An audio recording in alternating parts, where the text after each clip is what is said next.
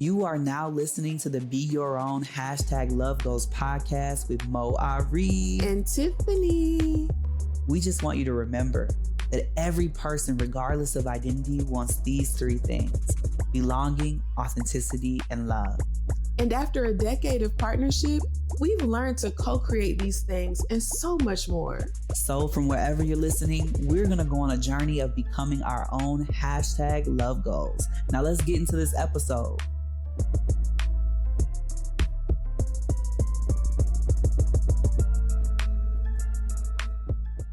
You are now listening to the Be Your Own Love Goals podcast. I'm Moe Ari, and this is Tiffany. Thank you all so much for being here. We are ready to kick off a new episode, and Tiffany here has a story. I'm just gonna let Tiffany take it away. I feel like that was about to be some shade there, but I'm gonna just take the story away. So we're like maybe a year to a couple months outside of getting married, before getting married. And, you know, a number of things were coming up, or we were just wanting to feel on the same page, you know, entering this new commitment. So we're like, let's go to couples therapy. Now, Mo is a licensed marriage and family therapist, has been going to therapy individually for at this point, many years. And I had gone off and on, but never really had like a consistent relationship with the individual therapist. I understood the value of therapy. And so I was like, yeah, let's go to couples therapy. So in my head, I'm going to therapy and I'm like, yeah, this therapist gonna get him because he be doing this thing and it aggravates me and blah, blah, blah. Like, she gonna get him. So we go to therapy. And, you know, the first session is pretty introductory, like getting to know you, your history and things like that. And the second session, after the session, like, I wonder if she likes me. And I think I asked you and you like, no, I think she likes you fine. So we go another time and I'm like, this therapist is attacking me. Every time we come in here and I have a grievance, she's asking me questions about myself. What in the world does that have to do with us? That's not why we're here. We're here to talk about us. And I feel like he is the reason why some of this stuff is shaking out how it's shaking out. And that's why she was focusing on you. I had a lot of resistance to the therapist's assertion that there were some personal things that I needed to work on. Why are you laughing? That there were personal things that I needed to simultaneously work on. Not to say that couples therapy wasn't important or helpful, but that there were additional things that were central to Tiffany and who I was and my roots that I needed to get to the bottom of in order to work through the relationship with Mo. So after a lot of resistance, I was like, fine, okay, I'll do individual therapy. And I've been in individual therapy ever since. And I find the value of it. I look forward to talking to my therapist weekly to ensure that I'm not crazy, but I also appreciate having a therapist who will call me out and say, hey, that was kind of you. You need to work on this thing. And so she keeps me in line.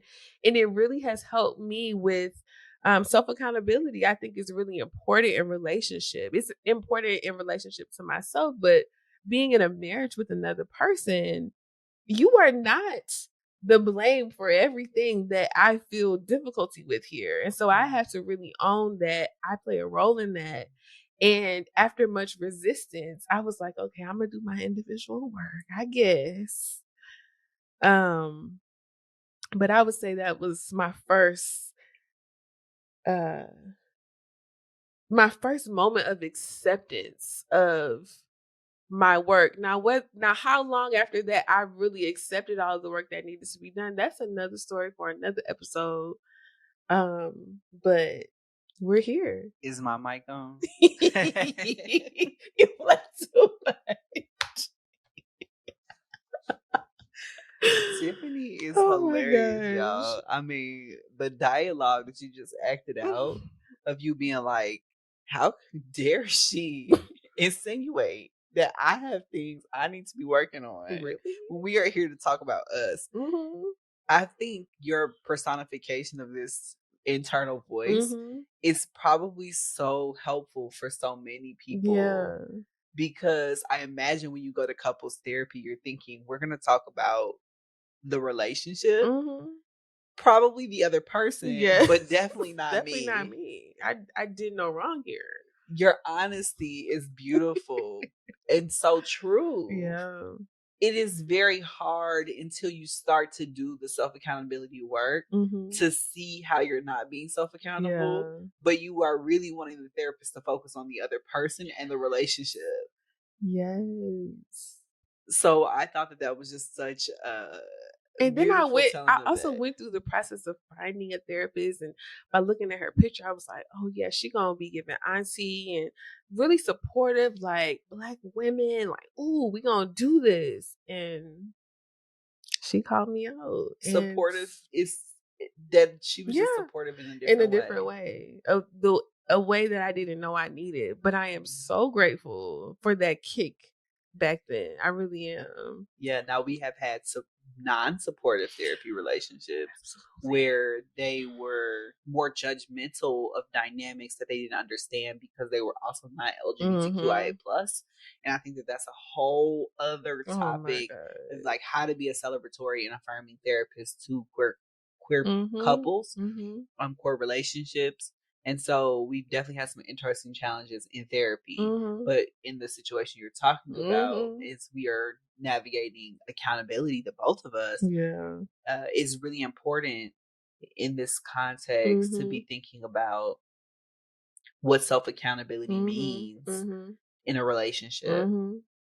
I mean, I guess since you started this and you've been thinking Yeah. a lot about how you went from literally being in denial, maybe, Mm. or resisting accountability to being accountable. What do you think some turning points were for you, even as you were starting to go to therapy or in our relationship around accountability? Yeah.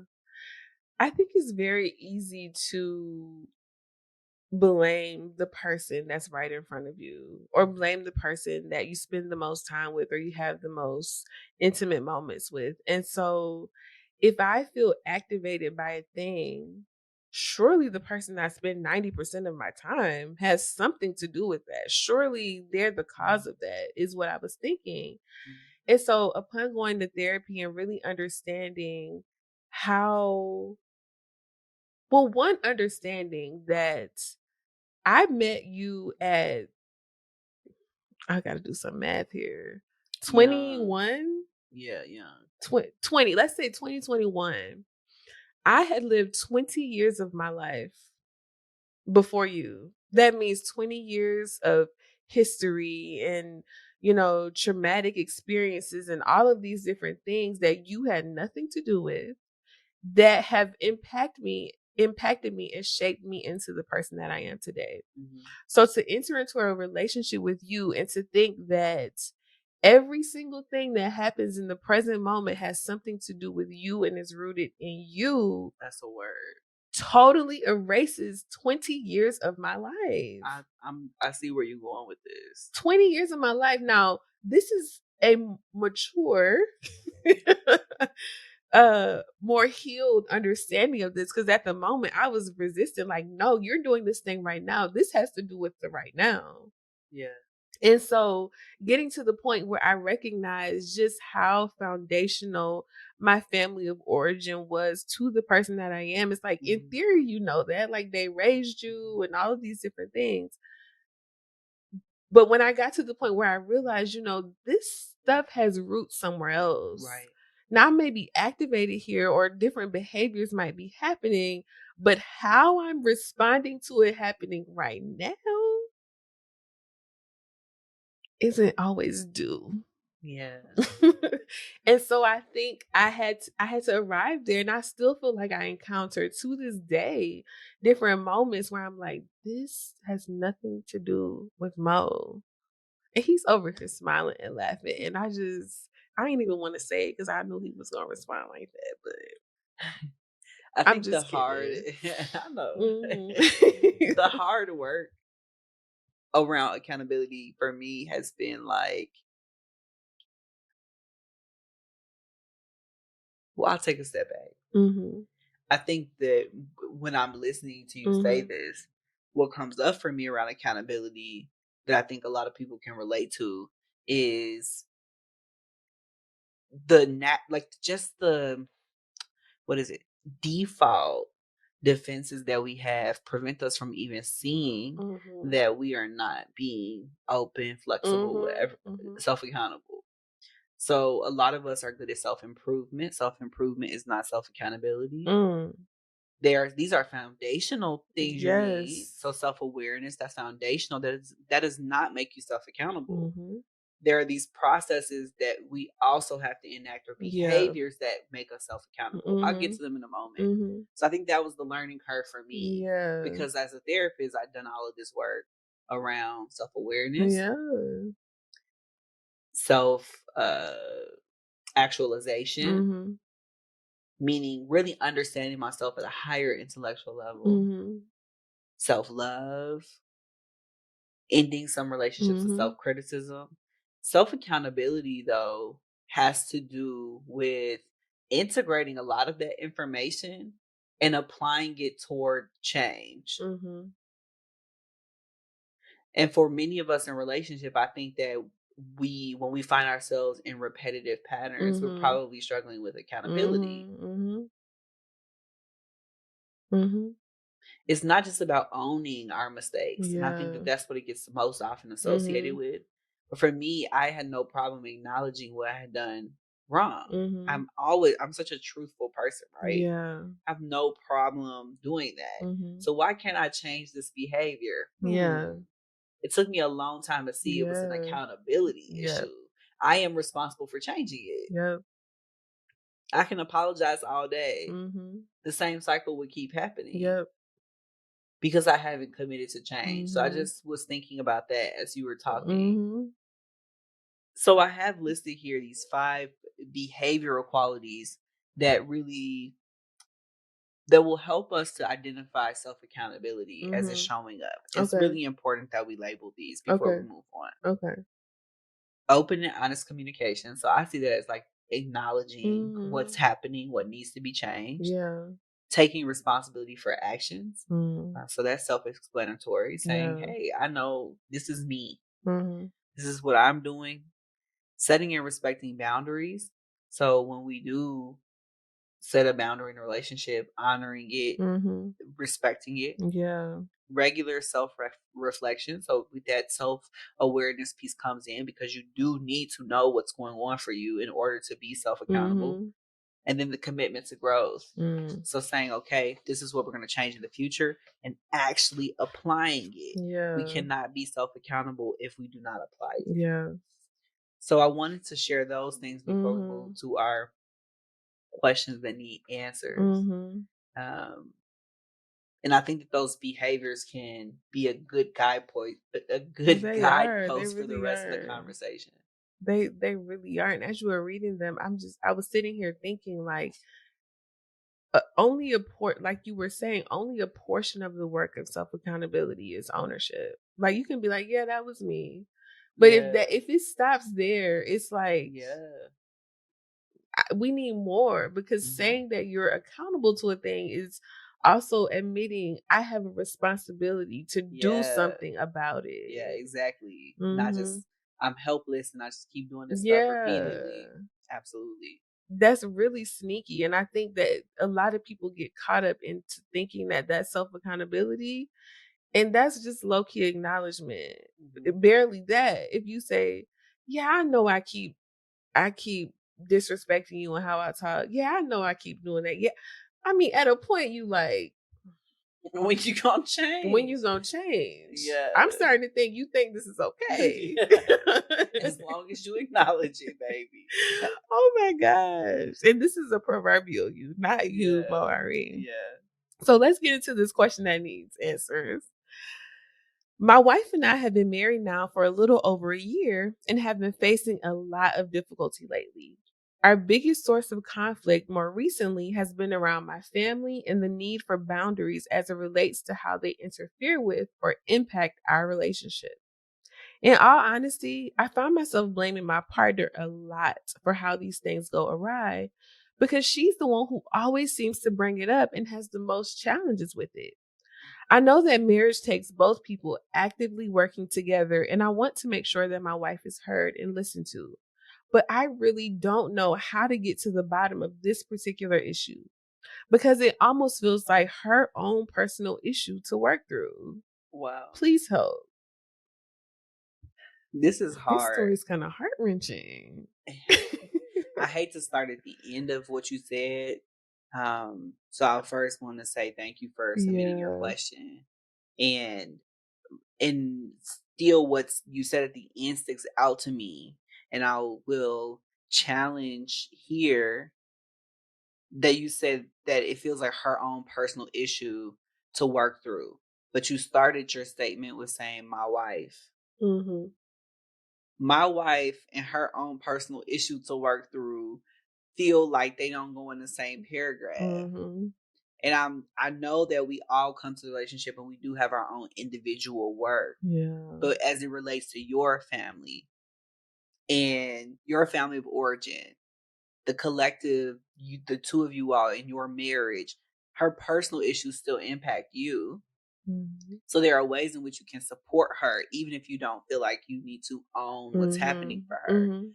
And so I hear you saying, like, what's hers and what's mine in that. Mhm. Mhm. And that's how I want to kind of come at the question Yeah. because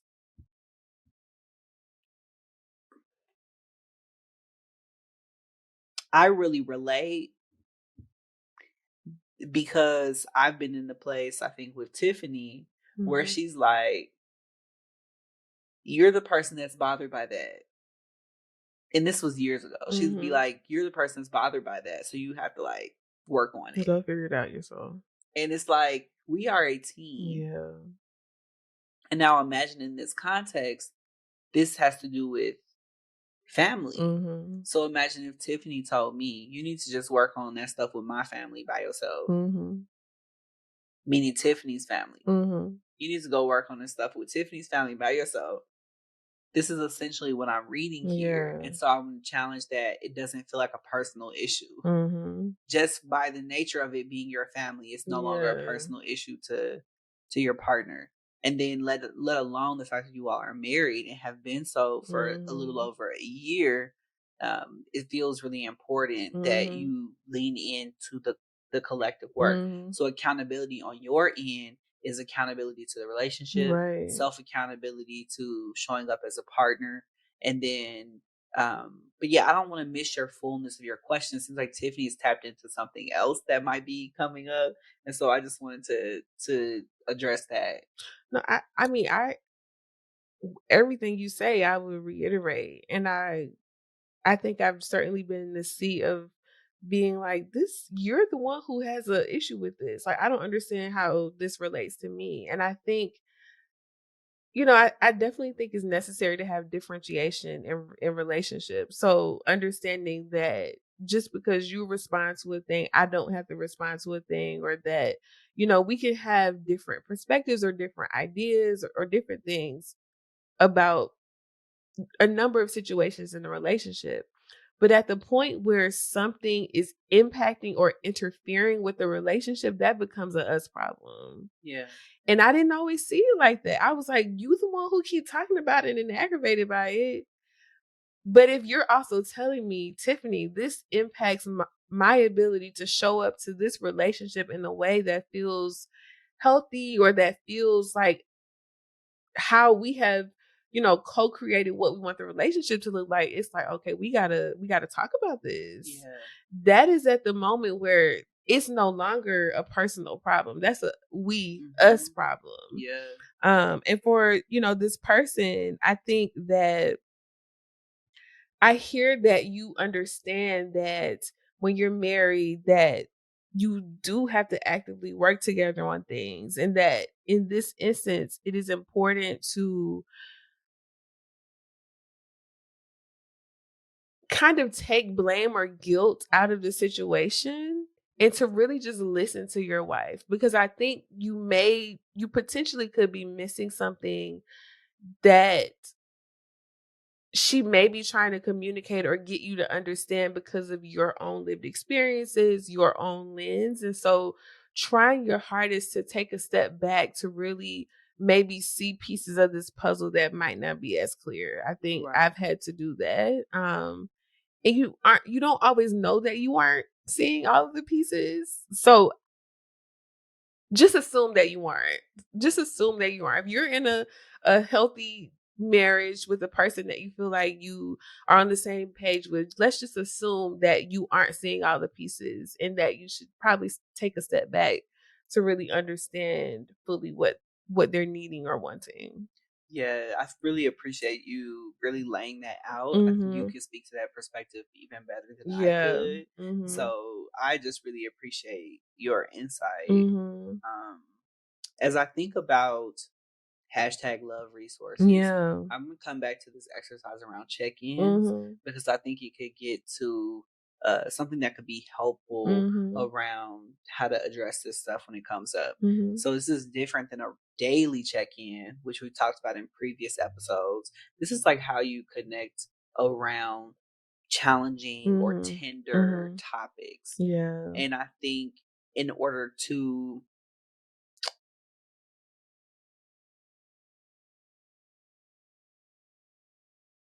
in order to work through the challenges that you're facing in the relationship, it's really important that we build this intentional space for Mhm. communication. So the relationship check-in will look like this: setting aside dedicated time, Mhm.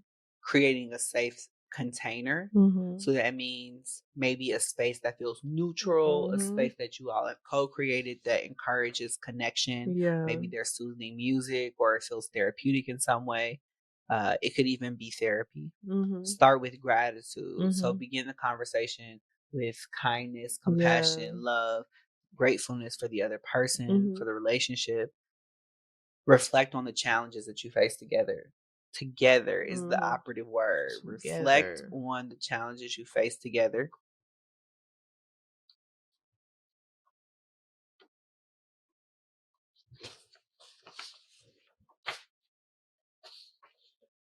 Practice active listening. Take ownership. Mhm. Avoid blame. Seek understanding. Apologize and make amends. Plan for improvement. Set future goals. Mhm.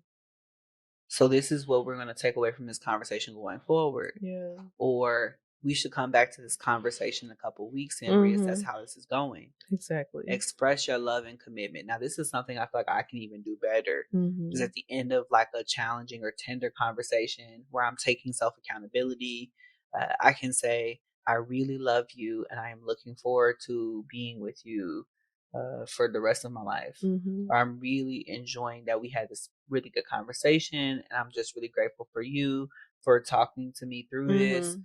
And I love you and I look forward to the rest of our evening. Mhm. So just expressing this love and commitment. Mhm. And by regularly practicing this checking in, you and your partner can foster self accountability. So the skills you acquire through this exercise will be open and honest communication, self reflection, and accountability. Sharpening Mhm. those tools will help you to be Yeah. accountable ongoing, whether it's with your partner or individually, Mhm. because there are things that have nothing to do with our partner that we have to be self accountable Baby. for. Yes. Um, so Tiffany. It's in my favorite part of the episode. Yeah. No, I love the whole episode, and I think the self accountability conversation is very important. I think, more recently on social media, I've been seeing like, I'm in my healing girl era. I'm healing. I'm this, and healing is great, and I feel like a huge, huge part of healing is self accountability, Mm, especially, I mean, one to yourself, but additionally in relationship to other people, whether that absolutely. be romantic, friendship, family, like we got to be self accountable Yeah. to really to heal and get through these things. Um I've had my own huge learning curves as it comes to self Absolutely. accountability. Mhm. I'm I was wait, I was saying What was she? absolutely to No, myself. she agrees so strongly. I mean, Absolutely. I was saying a learning curve for myself. It, okay, Tiffany. I have had such a huge learning curve, and Tiffany agreed very strongly when it comes to self accountability. And I think what has helped me to learn that and to stay in Mhm. constant flow with that is my perfectionism. Mhm. Yeah. Honestly, truly, I do not want somebody else to have to tell me to get my stuff together. Mm. That is what motivates me. So I don't know if that would Yeah. motivate somebody else, but I don't want somebody else to have to. I don't want to wait to the point to it get until it gets to the point where Yeah. somebody else has to tell me you are talking to me in a way I don't like. You need to Mhm. correct it. I don't want anybody else to have to tell me. Yeah. Um, you have not held up your end of the agreement. I want to Mhm. be the person to acknowledge that so that they know I'm sincere. Yeah. And so my perfectionism kicks in. It's like I just really don't want to Yeah. be the person that somebody else has to call out. Mhm. I'd rather call it out myself and actually improve the behavior and do the Mhm. work. And so I don't know if that's a I think that that is my reframe on perfectionism that maybe has changed that into a strength Mhm. because perfectionism could be a real pain in the Detriment. butt. Yeah. But I think this is a way that I'm utilizing that as a strength is that I'm like, okay, well, if we're going to be you perfectionists, let's do it in a way that helps us to be Mm. accountable and not critical. Yeah. Because a lot of times our criticism of ourselves is what prevents us from being Yes. accountable. If we stay in Exactly. perfectionism too long, we Exactly. won't want to acknowledge anything. I love that. I certainly can see the same for myself. And I was gonna say for me, I feel like having a kid has been a huge motivator for me, and whether that is She'll keep you honest. something that, I should be holding on to or not, if I feel like I'm about to act out in a particular way, I'm like, "Is Nova nearby? Can she Uh, hear me? Will she repeat this? Will I be proud that she repeated the this?" answer is yes, she's gonna repeat it, and no, you will not be proud. So then mommy should not And engage. it's like you don't even know she took it in until she gets on the phone with one of your parents. And it's always the grandparents. And we're It's like, sis, always stop repeating them. our business. Oh my god. It's We usually something about us kissing or something. We're like, yes. Yeah. kids. Kids, right. So that we could go on and on about that. Nova Aria. So truth or truth, would you rather never be able to tell a lie, Mm, even if it's to spare someone's feelings, or never be able to tell the truth? this one is quick and easy for me. I would rather never be able to tell a lie. It's the integrity for me. Yeah. I like that. You like it? It's sexy. Ooh, Integrity. stop.